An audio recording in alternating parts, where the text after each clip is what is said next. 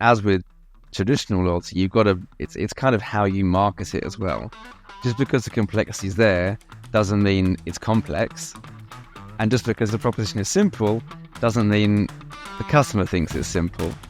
So they don't necessarily, simplicity doesn't always translate through to simplicity of the value proposition and vice versa.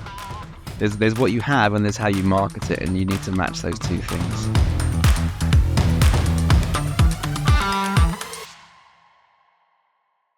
Welcome to Loyalty Stories, Antavo's podcast on customer loyalty and loyalty programs. I'm Charlie Hawker, Partner Manager for UKI, Benelux and Nordics. Antavo is a technology vendor that powers loyalty programs all over the world. We help various great businesses such as KFC and Benefit Cosmetics, as well as global automotive, fashion companies and other amazing verticals. In this podcast, Loyalty Stories, we dive into the trends around customer loyalty and loyalty programs. We talk with industry experts around the world to pick their brain to learn what's next for loyalty. Today's guest is Adam Schaffer from Symbia Advisors. Hi, Adam. How are you doing? Very good, thanks. Nice to be on the podcast. Wow, brilliant.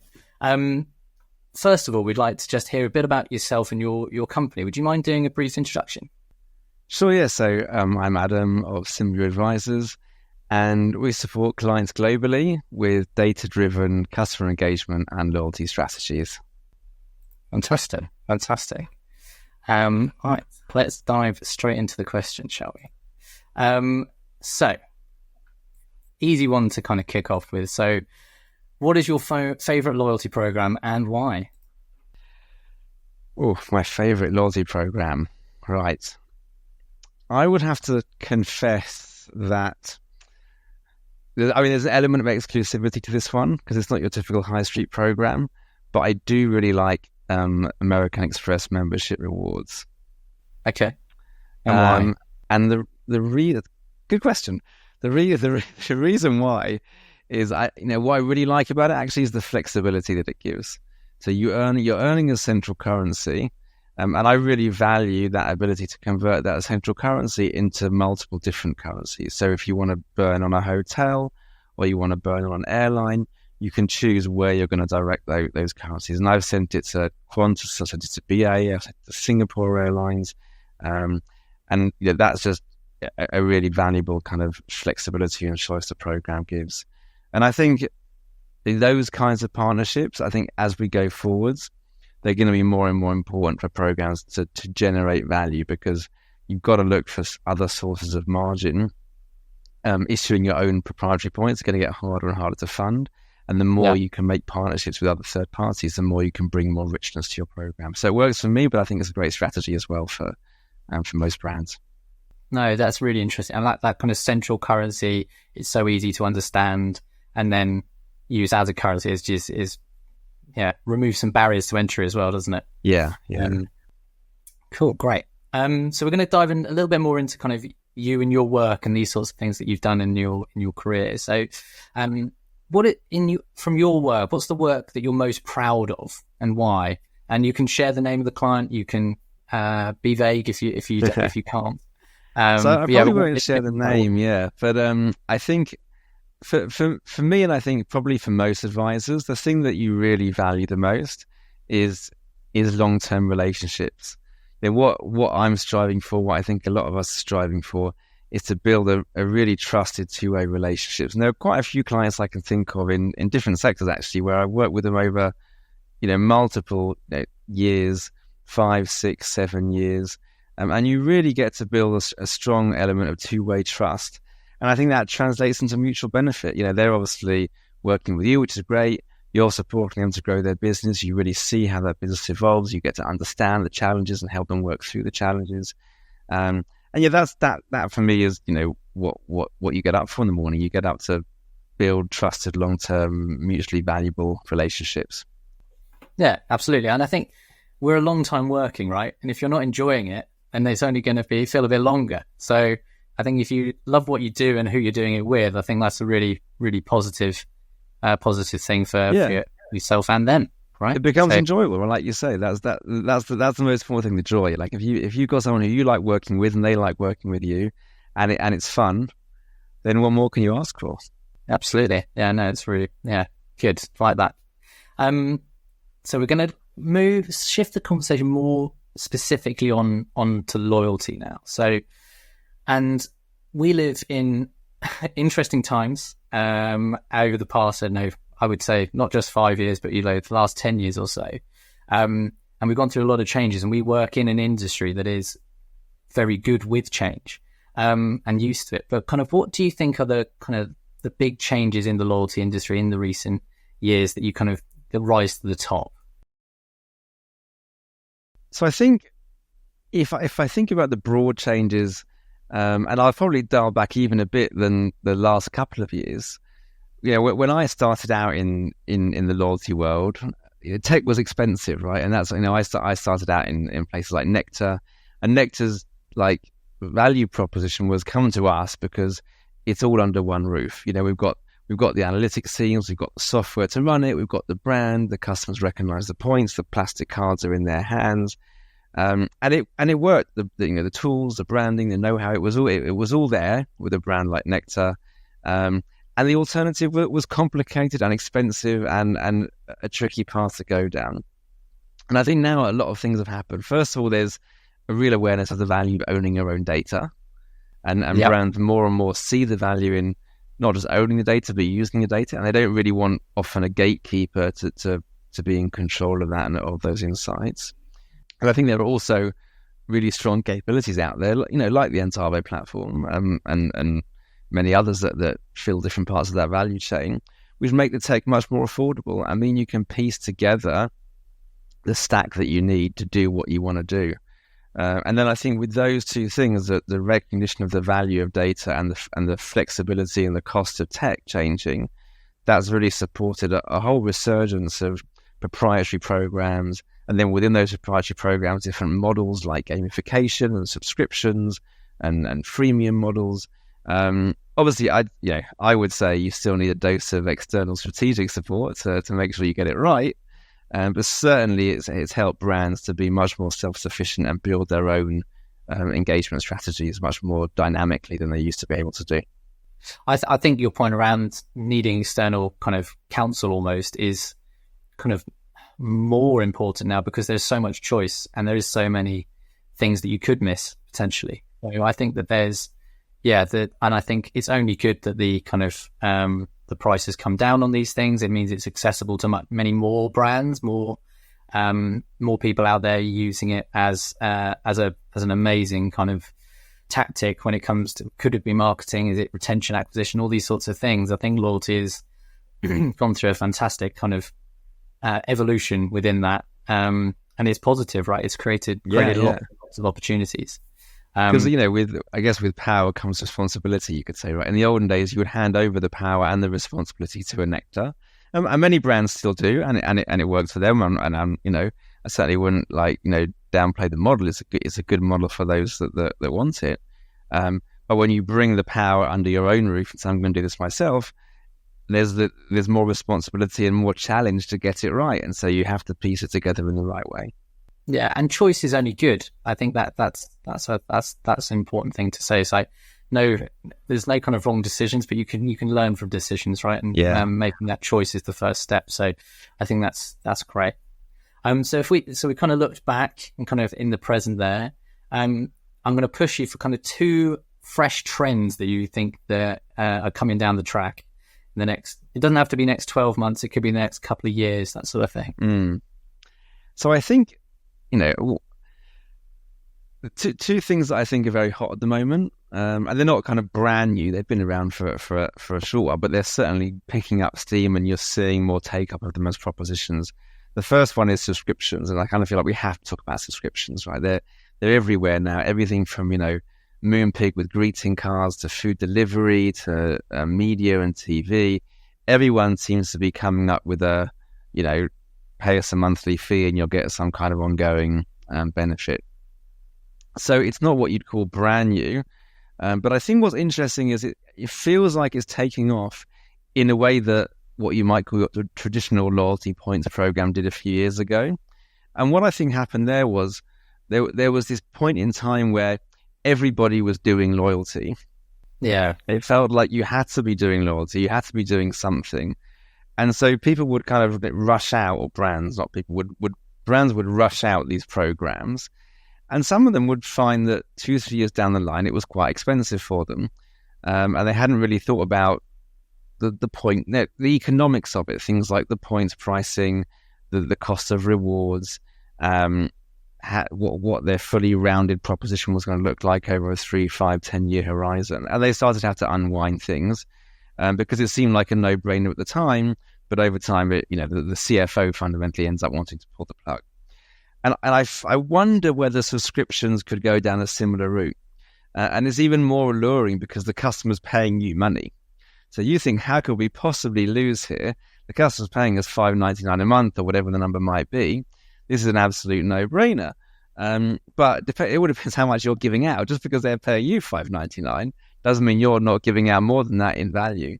So you've still got to do your planning. You've got to work out the economics of it. You've got to understand how these things work, not just in year 1, but in year 5 and in year 10, and what's your kind of trajectory for rolling this proposition out, and make sure that you're putting a sustainable thing out there into market that's going to tick your specific objectives. So interesting times, be good to see how it plays out.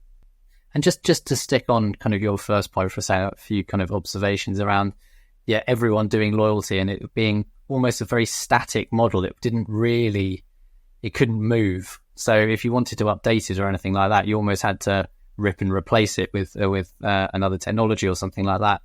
And everything starts very simply and gets complicated and more complicated. So I think within subscriptions, I think that will be something that will happen naturally, but probably quite a lot quicker than it did with original loyalty. What are your thoughts on that? Well, if you look at the kind of, I guess the granddaddy of subscriptions was Amazon Prime, right? This is the one that everybody kind of started to copy. And what's interesting, I think, with Amazon Prime is, although it's in theory quite a complex proposition, you've got a lot of stuff in there. It's not just about free deliveries. You've got media in there. You've got all kinds of benefits. Amazon doesn't try and do the massive cross-sell on you. It gets you in so that the proposition makes sense on any one of those things as a standalone thing. And over time, Amazon assume that you're going to start using some of the other features, and therefore they can gradually increase the price. And they do that and you see in one market, they start at a low entry point, and over time in the market, they slightly increase the price as it becomes more of as you get more exposure to the proposition. So you can add complexity and you can add functionality, but as with traditional loyalty, it's kind of how you market it as well. Just because the complexity is there doesn't mean it's complex. And just because it's simple, just because the proposition is simple, doesn't mean the customer thinks it's simple. So they don't necessarily, simplicity doesn't always translate through to simplicity of the value proposition and vice versa. There's what you have and there's how you market it, and you need to match those two things. That's very interesting. Amazon, every time they did so many things well first time. I think they did plenty of like rubbish. I mean, the Fire Stick. Who remembers the Fire Stick? But we just tuck it away and try again. It's great. I think just on the slide tangent around kind of Amazon Prime, I think mine renews almost every first week of December, so I could guarantee delivery for Christmas. So it's like everyone's panic buying. Just they must have this renews just in time for that. Get that free delivery. Anyway, sorry, and then your second trend. Sorry. Second trend. So this is one of those ones where the grocers are doing it first as opposed to Amazon. And it's the member pricing. So yes, it used to be So this was something that maybe like not even 5 years ago. It was a US thing. Like all the US grocers, and whenever you went on holiday to America, you'd always have to join the program because basically you were paying more to shop in the supermarket if you didn't just join the program. Right, everything was member pricing. And Tesco started the club card pricing.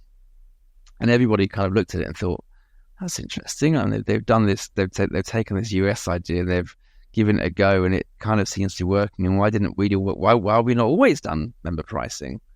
And they kind of cross-subsidized it a bit by lowering the club card issuance rate on the points, but obviously not all the things on member pricing a Tesco home brand. They're also supplier funded. So, it's interesting. I think it's hard to do from a tech perspective than just issuing 1 point per pound. To be able to manage the complexity of all those different offers is tricky, and that's why a lot of these ideas start with the grocers, because they do have the capability and the know-how to do it and manage that complexity. But I think it helps the brands become more targeted than just offering a flat points per pound rate. It still enables the partner funding from the FMCGs, and I think where grocers lead, others tend to follow. So Sainsbury's has already kind of partially copied the club card pricing with its Nectar pricing, although it does that through points rather than cash. And I think we'll see more and more brands have a look at it. But it's, like I say, it's not as simple as saying Tesco does 1 point per pound, we should issue points per pound. To actually do member pricing properly, it's a tricky thing. And I think it talks to your point around get it simple for the consumer to understand. It can be very complex on the background, but if I'm just in Tesco, I'm saving versus someone that doesn't have a club card. Very simple mechanic. Very simple. They're not looking whether it's home brand or a branded product or something like that. So yeah, it's a really interesting one. And I think we're in the age of someone go first and everyone else copy. I remember we've probably always been in that world, but you see it in social media. So TikTok releases a feature, Instagram will copy it. And exactly as you said, Tesco did it first, and Nectar and Sainsbury's are doing it as well. And it's a really good way of making the customer feel like they've got value. How can I not join this program? I'm basically paying more if I don't. And you don't get that same feeling. Yes, if you don't scan your club card, you might, in the olden days, okay, I'm not earning my club card points, which was typically a good enough reason to scan, because why wouldn't you scan? I'm missing out on something if I don't. This kind of turbocharges that. So I'm not just missing out on point, I'm actually paying more if I don't scan my card. So you get a kind of scan rate benefit and an engagement benefit. So it makes a lot of sense. But it doesn't, there was a grocer in Australia that tried a very similar thing with, Woolworths tried orange tickets, and these orange tickets were kind of supplier funded.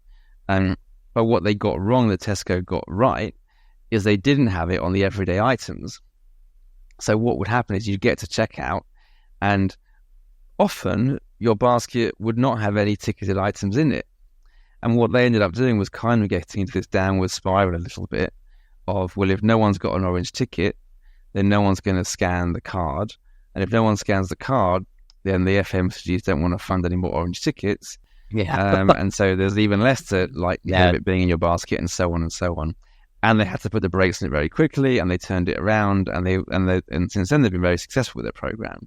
But I think it's an interesting learning that you can look at, a very well funded, very smart grocer that tries a strategy that can work on paper, but if you don't execute well, can still lead you down a tricky path.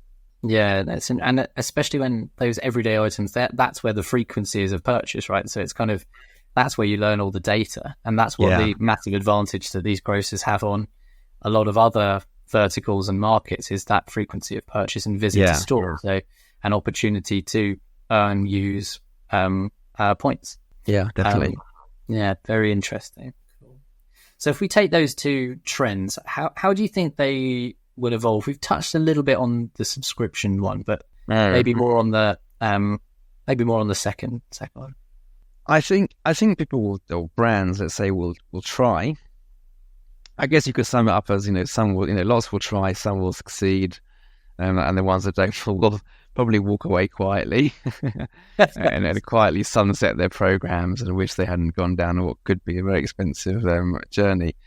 But it's the question of how do you what's the value exchange to the customer will always be there. And it's do I give them stored value? Do I give them something straight away? If I give them something straight away, is it cash? Is it points? do I do it on exclusive items? Do I do it on everyday items? Is it funded by me? Is it funded by a brand? There's so many different dimensions you can bring together for how you do these things. So I think everyone shops at Tesco, kind of, right? So at least everyone knows about the club card proposition. So I think to that extent, everyone will be looking at it going, well, should we have a go? Yeah. And I think we will see brands, especially like you say, brands with frequency, because that's where it's going to work best. Brands with frequency trying it. And if they get it right, then we'll enter a new world where rather than everybody doing loyalty by selling plastic cards, there'll just be member pricing everywhere. And I think digital capabilities enable it a lot more as well, because you can have it on your app, you can have it you can personalize the website for e-shopping. Yeah. So we'll definitely see more brands trying it, I think. Very interesting. Yeah, I can completely agree. It's just one of those things that is going to just take off massively, and as you say, some will really win, and then others it just won't fit. So interesting. So how would a loyalty program of a tech vendor such as Antavo, how could they support this? What are kind of the main features you'd be expecting from a technology? It's a good question. I think the integrations will be very important, and by that there's two types of integrations. There's the tech integrations, because I think what a lot of brands are going to be doing is building this kind of multi-tech stack, right? So they're going to have a loyalty component that actually tracks the points and the member relationship and so on. But they're going to have connections to their POS for things like member pricing if they go down that route. If they want to do micro comms, like we discussed earlier, micro segmentations, they're going to need data science capabilities behind that to generate the insights and create the segmentations. They're going to have personalization engines that drive out the recommendations based on previous behavioral tracking. That's going to have to be, in store as well as online. So they've got to track online behaviors. So each of these things potentially requires different technologies that all need to play nicely together and all need to be able to be swapped out when they're one from another. So having tech that easily is, I think, what did you call it? Composable commerce before. Yeah. I think that's going to be really important, that the brand can compose their stack in the way that suits them best. Absolutely. No, I think, and that's kind of speaks to the ethos of Antavo being that loyalty engine in the middle, with the pipes to connect the data to the people that are best in class at their specific technology. So I think it's it's a really interesting one. I think it's a good one. Yeah, living by those integrations. And the next big thing is round the corner, right? And you've got to be ready to integrate. You don't know what it's going to be. Yeah, for sure. And somebody will come along with an idea and they'll say, well, you just plug it in here. And I've seen, many times there'll be a fantastic idea that a client, a brand wants to do, but the thing that's stopping them is not the tech of the vendor that's offering it. It's their own internal stack, when their own IT team is saying, well, to be able to integrate this is going to cost however much, it's going to take however long. And so they end up not being able to innovate because it's too complicated to plug something in. And I think that can be a killer sometimes. Yeah, absolutely. But then the other kind of integration is integration between programs. So, you want your tech to play nicely together so that it can all, you can have all the different innovative components. But if you want to do partnerships, and we spoke about earlier about partnerships being able to add value and richness to a program, then you've got to be able to talk not only to your own technology, but to your partner's technology.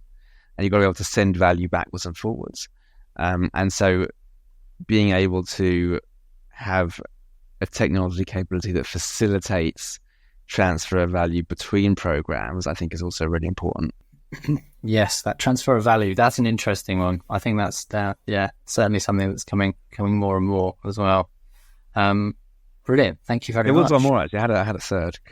Go for it. The other I thought was just, you think about the kind of the tech stack, right? And the tech stack has these integrations, and that's good. But when it comes to innovation, I think it's not just about kind of the propositions that technology can offer. It's also the propositions that you want to come up with and the ability to be able to turn those things on and off and trial new things in different areas. So do I want to trial a subscription program, for example? Do I want to do that in a particular geographical location or in a particular sub-brand? Do I want to add a feature to an app and see what happens? Add a bit of a gamification element. Trial member pricing for a particular line of stores or a line of products. So that ability to kind of go in and compose different propositions for different target audiences and do proofs of concept or test and learn things, I think is really important.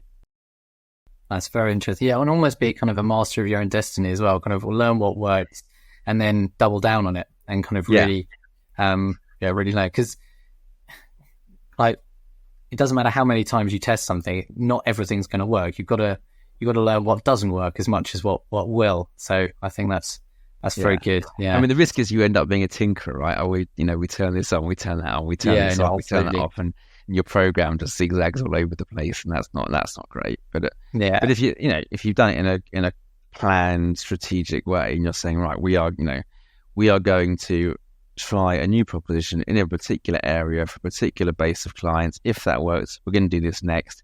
You want to make sure that what you're putting in place is future-proofed, and that as you grow, you can support that growth with richer features and richer comms and so on.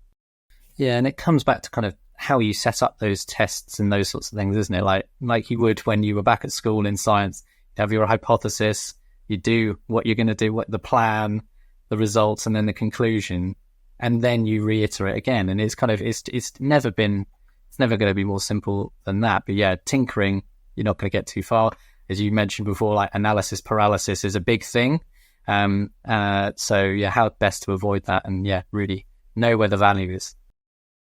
Yeah, finding the value, in your customers and in your proposition, I think is really important. There's a distribution of value in your customer base, and there's all different ways you can offer value in a value exchange, and to match those two things up properly in a way that works economically for them and for you.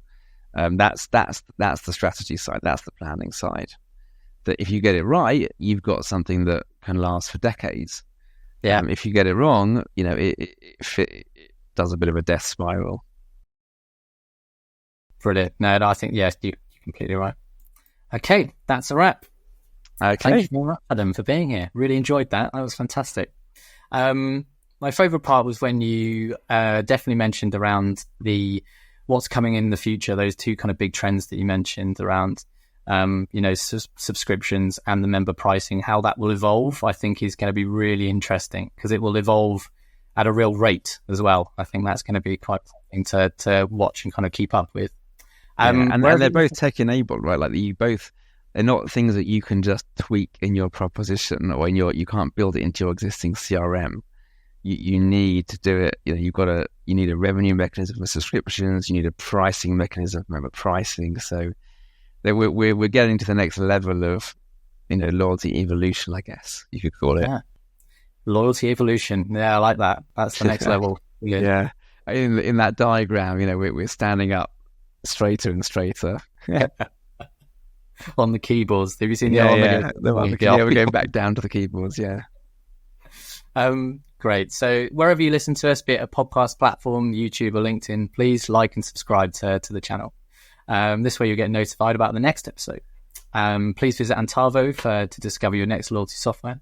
Antavo is a next-gen loyalty program technology vendor used by global companies like KFC, Benefits Cosmetics, and other automotive and fashion companies around the world. Please also visit Adam's website, SMBO Advisors. And thank you very much for listening. We'll catch you next time.